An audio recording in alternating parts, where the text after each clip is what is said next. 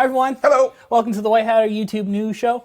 I got my homemade vanilla latte. Oh, sugar-free, ready to go here. So. All right, Darren's caffeinated. I'm caffeinated. I'm caffeinated. I'm good to go. Okay, good. Good to go. We got a bunch of Did I tell you I'm good to go? Yeah, you've said that. I'm good to go. Got a bunch of really interesting topics to talk about in regards to safety Hey, did you and move privacy. Troga? I see Troga's up in the upper right corner today. No, haven't moved them in a while. It's kind of like, we should do that, eh? It's kind of like, where's Waldo? Yeah. Remember that? So we can move Troga around the set and that kind of stuff. Yeah. But anyways, yeah. Let's get into some updates. Oh, no. That's the news. I'm over caffeinated right now. Caffeinated. Okay. First update from us. We're going to be... Okay, you can go now. You're done. You're kicked off the set. Where's the cane? We'll pull you off set. I know. Hey, I tell you, I'm thinking about getting an iWatch now. Oh, yeah, because new updates. Yeah, there's a lot more medical updates, and for us boomers, it might be a good thing, right? Like, it's got anti-fall, not that I'm falling a lot, but it's now got the new... It's now got the new VO Max or oxygen, which is kind of good for COVID. It's got some other functions on there that's kind of cool. They didn't update the battery on it, though. That's my only thing. It's got 18 hours worth of battery, so I'm thinking maybe I might wait for the iWatch 7, but I'm thinking, like I've kind of held back from the iWatch because I'm kind of old school, as a lot of people can see. Yeah. Yeah, I've always liked the old school. You can kind get of nice stuff. bands. I know. I saw that. So. And you can get faces now that look old school as well. Yeah. So, yeah, I'm thinking about it.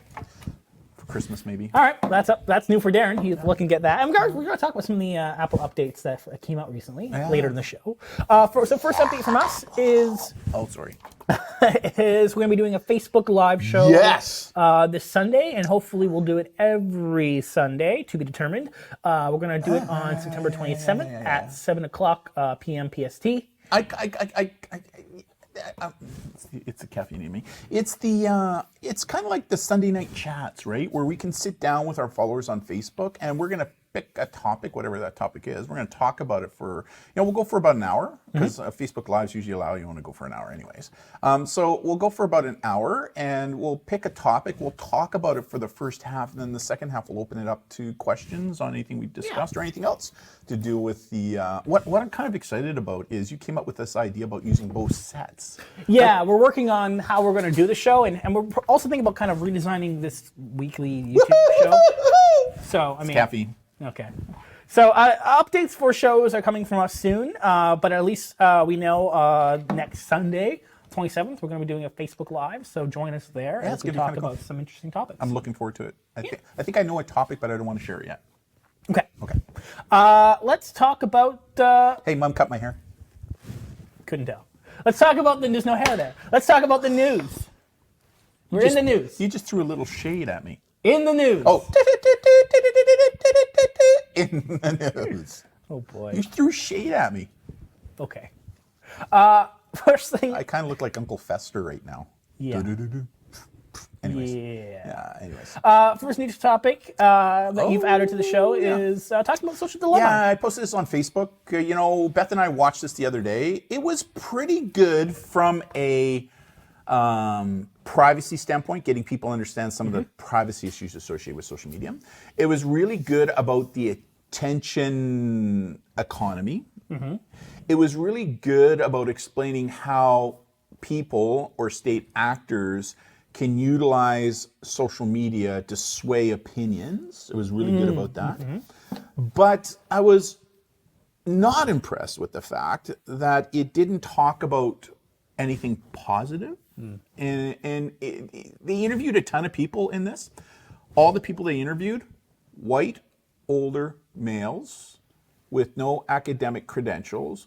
Although they came from the social media world, they were high-paying executives who made millions, if not hundreds of millions of dollars off of this, are now on this whole thing about the addiction issue. And they, in there they were trying to associate social media, the increase in mental health with social media and addiction issues, and they didn't interview any academic experts who are studying this, who have contra opinions on this, which the vast majority do.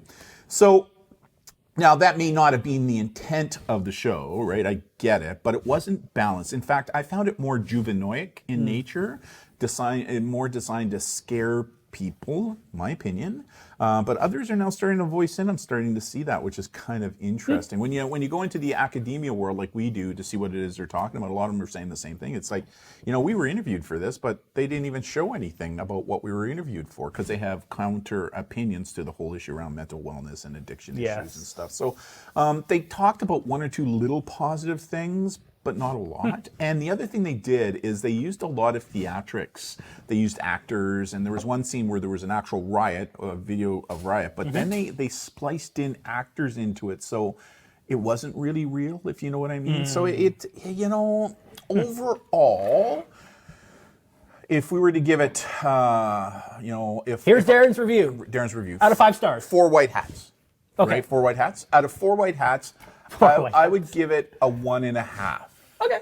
Primarily because I think it's important. It was well shot. Like it looks really good. Visually, it looks really good. I really like how they really kind of focused in on the issues surrounding the attention economy and privacy issues. And so I liked that component of it. But what I didn't like was it wasn't balanced. They didn't bring in any like people who aren't older white male millionaires and that kind of stuff into the equation.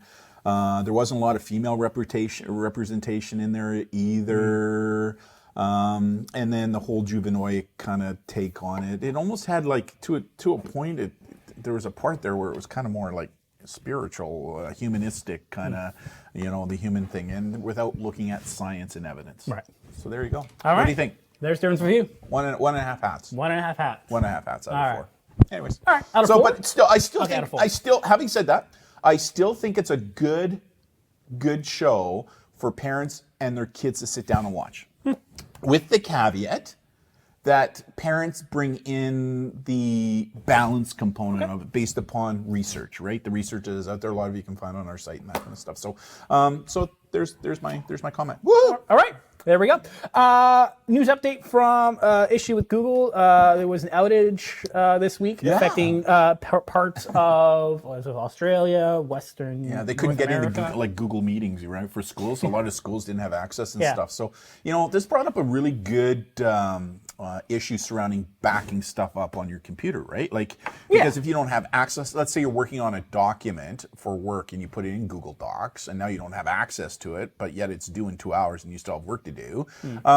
It makes sense to back this stuff up, right? So one of the questions we had on our Facebook page, and I was waiting for this show to answer because I want to pose it to you, is one of our followers said, "Hey Darren, this is a great idea about reminding us to back up, but what do you recommend we back up onto?"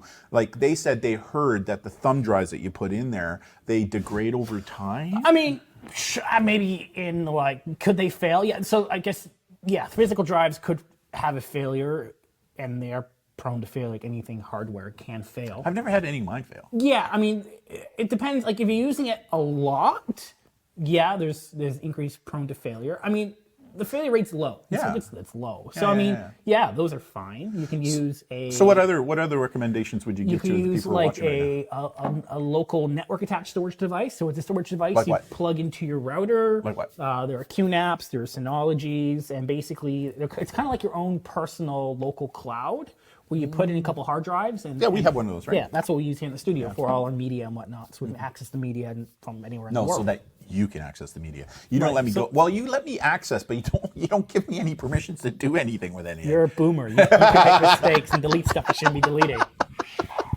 That's true. Yeah. That's true. So, I mean, a physical drive is fine, because if it does fail, then at least you have your online storage for that as well. If it's just documents, putting on a thumb drive, that's a big deal, right? But so like I said, one of the followers asked us, what do you recommend? If I'm not going to use a thumb drive, then what do you recommend? And again, what did you recommend? A Synology disk station. They're super cheap. You can get some. Can't you get like little drives that you just plug into your computer? And I mean, they're same thing as a USB drive. Okay. They have the same failure rate. Okay. Gotcha. Same technology. But the failure rate's not that great. As long as they're from a reputable company, right? Yeah, If you buy it from the dollar store, hello, yeah, right? Okay. Maybe your data may be corrupted or lost. Just saying. YouTube has rolling out its TikTok competitor being YouTube Shorts. Yeah, it's with all the rumors of TikTok going down and that kind of stuff. All these we'll talk about that later. Yeah, all these other players were coming in. I think a lot of these players were moving into the space anyways because they saw that TikTok was gobbling up a lot of users and stuff, right? And they're just doing this. So as a result of that, YouTube has come out with their competitor, much like Triller and some of the others that are out there right now. Instagram as well. Yeah, there's a number of them out there, right? So, but I just wanted parents to know that YouTube's got something like this. Just be aware. They're rolling it out in beta in India right now, and then if it goes successful, they'll roll it out to North America and the rest of the world. Oh, it's going to roll out. You just know it's going to roll out, right? How can they not? Because they want to bite into that market, right? Speaking of TikTok, so hey, it's TikTok on the clock. It's Sunday. It's a song, right? And it's still on the App Store. What is? TikTok. Well, that's because the president. I saw him today on CNN. I watch CNN. I'm just saying, and MSNBC. Yeah, I watched the two of them. I actually am a little bit of a news hound. Yeah, I know. You probably know that, right? Like that's what I like watching. Mom, you know what? Mom is more of a news hound than I am now. She spends hours on her iPad, but she's not a visual news. She likes reading it on her iPad and that kind of stuff. Anyways, the president has announced that he's approved a purchase of TikTok by was Walmart and Oracle. Right, like the two of them. That's a weird combination. Right? Whatever. What's big on Oracle? Oracle is like a tech, like an industry tech infrastructure company. Oh, so like an IBM kind of a. Kind of, yeah. So it was just interesting to see them two team together. But you brought this up a couple shows ago. If they ban in the United States, all the kids would do is use a VPN. Well, here's the thing. So it's still around right now. So there were a bunch of researchers the other day talking about the security issues with actual banning it. So, I mean, sociable to this, state, there's no current evidence saying that we know so far that there is any like state actor bad things happening with TikTok. Whatever. Where's my tin hat? Ah, yes. But a ban could create security issues in that. So if you ban people have the idea is, okay, if TikTok was banned, that it would be removed off all your phones, and no, that's not how it works. No. If there was a ban, they can't go into your phone and uninstall it. So anyone who has TikTok will still have TikTok. The issue is that new people can't download it off the app stores. And there won't be any updates pushed to the current users, which then there's the issue. Let's say there is a security issue, like a mistake in the code that hackers could exploit. Right. Well, then there wouldn't be any fixes for it. Right. So that could then create a security issue. Or we saw this it was India, who's already banned the app, where we saw hackers sharing alternative TikTok apps to get around the ban that were laced with viruses and malware. So, I mean, a ban could actually create security issues in the ironic sense of how that is. Go figure. Yeah. But it's not going anywhere. I mean, it's still here. Right, go figure. I'm sure TikTok's lawyers just have, books and books and books of just whatever they have planned. And they have accounts of money coming in as a result of that, right? Yeah. So, I mean, this whole thing probably increase the user base of TikTok, right? I mean, Donald Trump probably caused more people to sign up to TikTok than anybody else, right? So, anyways, like somebody said, there's no such thing as bad press. True. He would know. What's next? Okay, so there a report coming out this week talking about increase in music ripping streaming services. Okay, so when you say ripping, so what I mean by that, let the audience, because there may be somebody here who basically websites that are stealing media and they're distributing it online for free in unofficial methods and basically, stealing. So is this ripping, torrenting, all that stuff? That's where it's going to go. Is this what a BitTorrent is? Yeah. So what is a torrent or a BitTorrent? Well, a torrent is local file sharing. So basically, you download an app and it's in a torrent type file format, and you're downloading it from someone else who has that file. So it's still like a place to share. Yeah, a place to share. Now, in this report, torrenting actually has gone down, surprisingly, over the last couple of years. But we're seeing just third-party streaming and ripping services just pop up on the internet. So not torrenting. They're central databases of all this stolen content, but they're located in places you can't trace and all that wonderful stuff. And since 2016, there's been an increase of 1,390% of this material. And, you know, it begs the question, what's the big deal? And, you know, we have a lot of people saying, what's the big deal?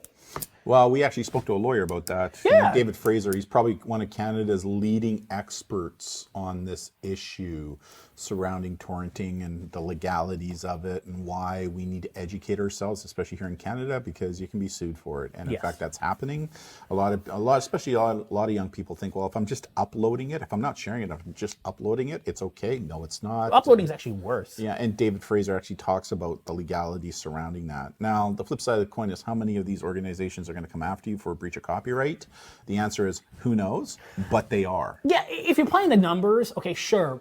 Chances are you won't be targeted or sued, but I mean, like, but I mean, there is that, you know, percentage of people who are being targeted. And David, his office specializes in the fact, like last year or the year before, no, it was last year, like thousands of notifications went out to Canadians who got served a breach of copyright notice as a result of this torrent issue that he's representing. And the danger is that if you don't deal with it, you could have a judgment against you. So I would really encourage everybody who's watching us now from Canada to go to our YouTube channel, which you're on right now, and go under what playlist is it under? Go to playlist. Under Expert interviews. Expert interviews, and look at the interview that I did with David Fraser and sit down together as a family and watch it together as a family, because it's extremely enlightening from a legality standpoint, which is, I think, really important, right? So there you go. Hold on. Quack, quack. And the topic of privacy, the search engine DuckDuckGo, which is a Google alternative, has seen an increase in the last 10 years of daily average users, now in 2020 reaching about 65-ish million daily average queries on DuckDuckGo, Quack, quack. which is a... Guess why I'm going quack, quack? Yeah, because it's a duck. Yeah. Sociable. Yes. I lost my train of thought now. It worked. It worked. I mean, the whole idea of DuckDuckGo is that it doesn't track what it is that you're doing, right? So it doesn't create a bubble. Yeah, now, I mean, the websites you visit from DuckDuckGo may still have tracking on them, but at least the search engine itself is not, like, looking and analyzing all the data. Yeah, it's not creating a filter bubble about you. Yeah. So the results that you get are like if you Google a topic, you're going to get a wider response on a variety of different things compared to Google, right? Yeah. And why is that? Well, because Google has these massive algorithms that change the formula of what you see when you search based off a bunch of data that's collected about you. I mean, in a really good way, we talked about this in the week-long thing that we did. If you and I were to sit down, when Google first came out, if I was to Google basketball and you Google basketball, your top 10 results would have been the same as mine. Today, if I Google basketball and you Google basketball, my top 10 results will be totally different than yours. Why? Because Google is using these algorithms to learn about what you like and what you don't like, and they're funneling that information your way. Now, I understand why they're doing it, right? But the fact remains that by doing that, you're filtering out other things that may be of importance to you. I mean, a really good example that I talk to students about is that when you go to Dr. Google, which a lot of teens do, right, when they're experiencing stuff, you may not be getting all the results that you need to see in order to make an educated decision with your doctor, right? Yes. Never make a diagnosis by But if you live in a yourself, place where doctor fees are like this... or there are no doctors around. Exactly. I mean, like, there's legitimate reasons why people will use Google for diagnosis, because some countries don't have, like, Canadian healthcare. So that's why I like using DuckDuckGo. If I want to search a topic and I want a broad expanse or ideas surrounding a topic, I'll use DuckDuckGo. If I'm looking to kind of zero in on something that may be of interest to me, I'll use Google. It's kind of like, do I use this knife or different tools for different issues, right? Yeah. So. That being said, DuckDuckGo still controls less than 2% of all search traffics in North America. Yeah. I mean, They were tried. I think Google tried to make a play against them a couple of years ago to try and buy them. Remember that? Probably. They did, right? Yeah. And it's like DuckDuckGo went, whack, whack, no. Yeah. Nope. Let's talk about some ransomware. Oh boy. What's ransomware again? Ransomware is the virus that infects the system and it spreads throughout the entire system and locks users out from using the system unless you pay money to unlock it. Ransom, right? Holds it hostage. Right.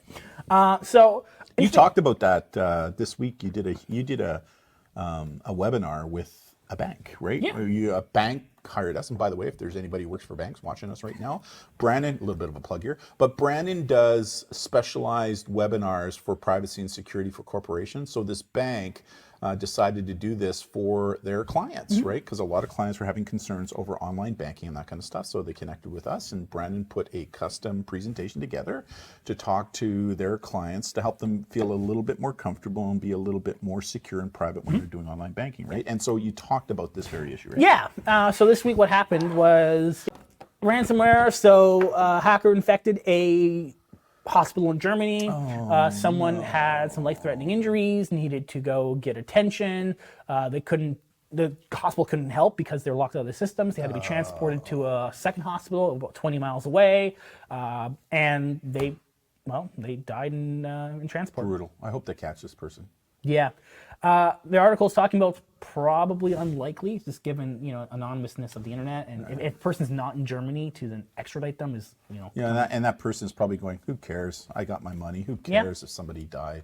I hate people hate them. Yeah. So when people talk about what's the big deal with ransomware, it's there's a good example right there. Or unless you're at home now doing businesses at home, right? Because that's just the way that things are. If your computer gets hit with ransomware, you can't use your computer anymore. Yeah. Right. So there's all kinds, and so there's ways to defend against this, right? Yeah, and having a good antivirus is like the method to use because it blocks this stuff before it even gets there on your system. Yeah. Is there anything else that they can do when it comes to ransomware to kind of protect themselves? I mean, obviously, looking out for the scams in the first place is really important. Knowing how they work, the methods that are used, reading URLs, what do they mean, how do they set that might be a good Sunday night chat topic. It's longer than that kind of topic is longer than is it? To get into depth. All right, fine. I mean, I got excited there for a second. Did you see that? We'll figure it out. Okay. Yeah. So that's. Can I wear my slippers? I mean, we're not friendly your feet. Oh, that's true. That's true. I was thinking slippers and a pipe and a little book and wear my glasses like this to do the chat. Okay. All right. Anyways. Let's talk about iOS 14. Yes. So Apple. You know that I'm an Apple fan. iOS 14 is now You're out. not though, right? Oh no. No, I have Apple. Yeah, you have both. Actually, we have both here at the school, right? Because the system we're using. It's a Windows PC. Yeah. Yes. How come? Because Windows PCs have a lot more customizability on them that you can do things like what we do here in the studio. So you can't stream with Apple? You can, but there's certain programs and hardware we use that Apple doesn't work with. That's Apple. Yes, unless you want to pay bazillion dollars. I know. That's the one downside. For the same thing that's just as efficient. I know. Anyways, iOS 14's out and has some interesting privacy features. First feature is... widgets! Oh, sorry. No. Yes. Widgets. Everyone's all talking about the widgets, which Android's had for a decade. That's true. So, I mean... No, it's true. Android's had that feature for a long time. But look. I got widgets. I've redone my, see them two widgets. Yeah. Oh, hold on. Look, see, I put the two widgets on the top there and that kind of stuff. So pretty cool. I'm really happy with my iOS 14. But anyways, back on topic. So iOS 14 updates. There is Can you tell I'm drinking caffeine? Yes. Okay. I lost my train of Use your thought. voice. iOS 14. There's an update that in the update. That's twice I brain farted you. Yeah. That's twice. If you use the Keychain, so the Apple Keychain, which stores your passwords in your iCloud in an encrypted secure place, which allows you to automatically log into places or with your fingerprint or Face ID. Yes.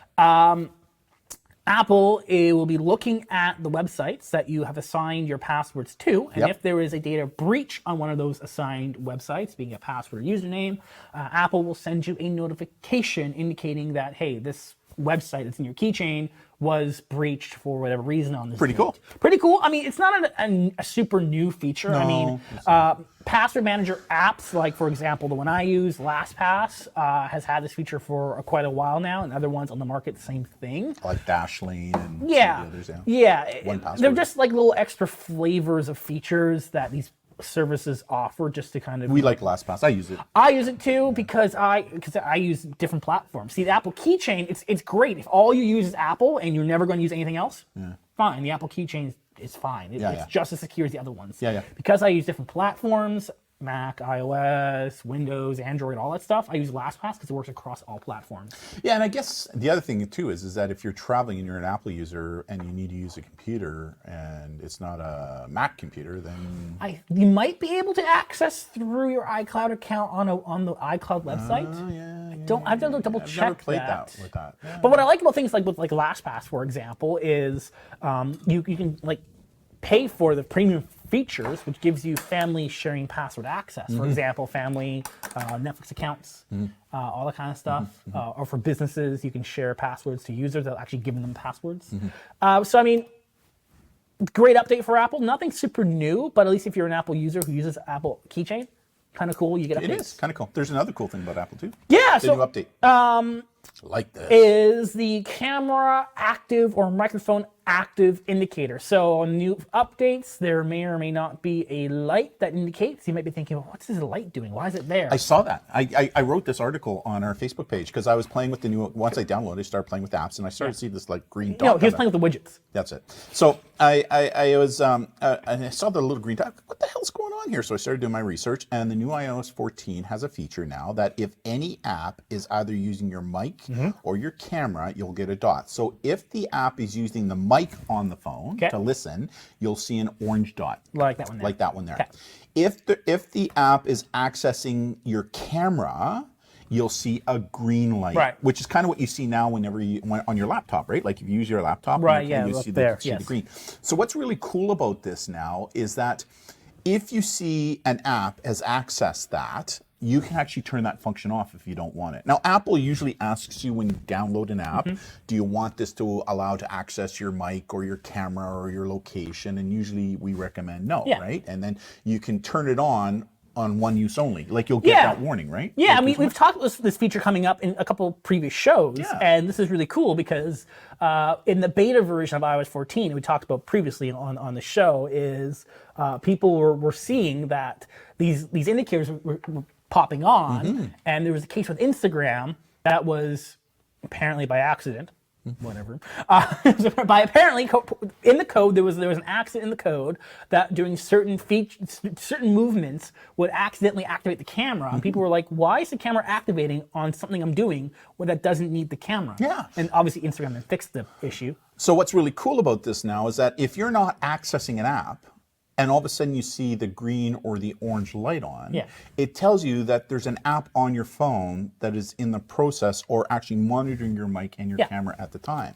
So from a privacy standpoint, I think this is a great addition to the iOS 14 platform from a privacy standpoint. So, and we played with, I played with it the other day when I was using camera dictation. I even went over to YouTube to flash on to see if I could flash on my camera, and boop, the green light came on. So it's pretty cool that way. So again, that's what that is. So when people see that, don't think that you're having an epileptic seizure because you're seeing these different colors, but they're there for a reason, and that's what the reasons are. So pretty cool. I mean, they've done a really good job. I mean, it's still new and we're playing with it. Did I tell you that I downloaded some of the widgets and stuff? I mean, you know what's really cool about the new iOS 14 now is that they actually have the app library now, where you can take all your apps and they go into specific categories. So instead of having, like I used to have 7 pages of apps, now I only have 2. So I know that if I'm looking for a social media app, I go into the library and I click on social and poof, there they all are. It's really cool. Right? Like, and you're going to say, well, Android's been doing that for years now, blah, blah, blah, blah, blah, blah. Okay, yeah, I get it. But you know what? It is so cool that Apple has now done this with your mobile devices. So I actually downloaded it on my phone and on my iPad. You know, the other thing, I haven't told you this yet. Oh, what? Guess what else I just bought the other day? Oh, boy. Guess. A new car. No, it has to do with Apple. I bought something. Did you buy a brand new iMac for the studio so I can do better editing? No, I bought the EarPod Pros. Whatever. So I bought EarPod Pros and their noise cancellation. Yes. Holy moly.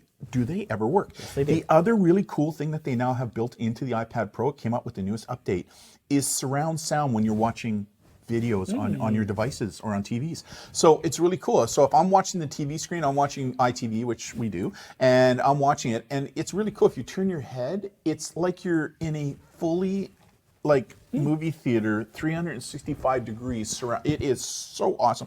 Anyway, so I bought a set of those. I've been wanting them for a year. But you know why I did? I did something really dumb. You guys are gonna laugh. I did a boomer thing. I had a pair of earpods, right? And they were a little dirty, so I decided I need to clean them. So I went into the bathroom and I grabbed a bottle of cleaner that your mom uses, not understanding it was acetone. So I put the cleaner. It certainly cleaned it for you. It melted them. It melted them. I'm going, Mom's going, what? I said, they're melting. She goes, what did you use? And she goes, I used this. She goes, Darren, that's acetone. I went, well, I didn't know. Such a boomer. I would have clipped this, put it on Instagram. I mean, it was like, holy moly, it was such a boomer thing to do, right? So they still worked, but they didn't fit in my ears properly. So all of you watching, do not clean your earpods or your earbuds or anything with acetone. Don't use acetone. Very bad idea. Very, very bad idea. So anyways, so I got that. Mom thinks I did it purposely to get the new ones. I didn't. It was totally an accident, but it was such a boomer thing to do. Okay. Anyways, there you go. All right. Well, that's the show. That's the show? There's show. Nothing else? That's the show. Oh. Yeah, thank you all of you for joining us. Yeah, it was kind of a fun show. Little caffeinated, which is good. A little caffeinated. Make sure people will be announcing the Sunday night chat thing. Yes. I'm looking forward to that. I think it's going to be kind of cool how we're going to do the set thing and bounce back and forth. And yeah, I mean, that'll be a working constantly figuring out how to redo and kind of improve what we do with our shows. We're getting a lot more inquiries from schools, which is surprising because we didn't really want to reach out to schools in the month of September because we knew that they were going to be super busy trying to figure out how to make things work because of COVID and stuff. But we've had a number of districts now connect with us to do some schools, and we've booked a couple of schools now. We're doing everything virtually, which is really broadcast cool. Here from the studio. Yeah, which is really cool, and it's much cheaper as well, right? It doesn't. There's nothing. Again, there's nothing better than person-to-person presentations, but in today's world, it may not necessarily, unless you're an organization that has like a huge auditorium where you can space people out 10 feet apart. Then it's not necessarily the wise thing to be doing, right? And so using this as a delivery model, and especially the way that you've designed it, again, credit to you and what you've done, right? Like it's unbelievable. So kind of cool. We're getting that outreach. We're getting people buying my book, which is kind of cool. Yes. That's kind of cool. Kind of cool. People buying my book. And what else you got going on this week? We're planning our webinars, so our publicly available webinars that people can either register to. And you're fine-tuning the website too a little bit, right? Yeah, making things a little easier to find, as since when things all hit really fast, we just quickly created new programs. So now we're kind of reorganizing them, making them make more sense to people. So keep an eye on our website for more details on webinars coming up that are either free or our premium ones that will be available to everyone in the public. Looking forward to those as we find slots for those in between what we're doing with schools. It's some really cool things. I mean, it's like anything else. And I do believe, I've said this for probably since March now, I made a prediction that we would be in this at least until this time next year, right? And it looks like that's coming to fruition. So we made our changes. We've been good to go for a while now because of you, which is kind of cool. And so good on you. You've been busy over the past little while. So I'm trying to waste time right now because as soon as we finish this, Mom's got chores for me to do. She's got chores. Well, on that note, let's end it there. Thank you so much for joining us, and we'll see you again next week, everyone. See ya. Bye. Bye.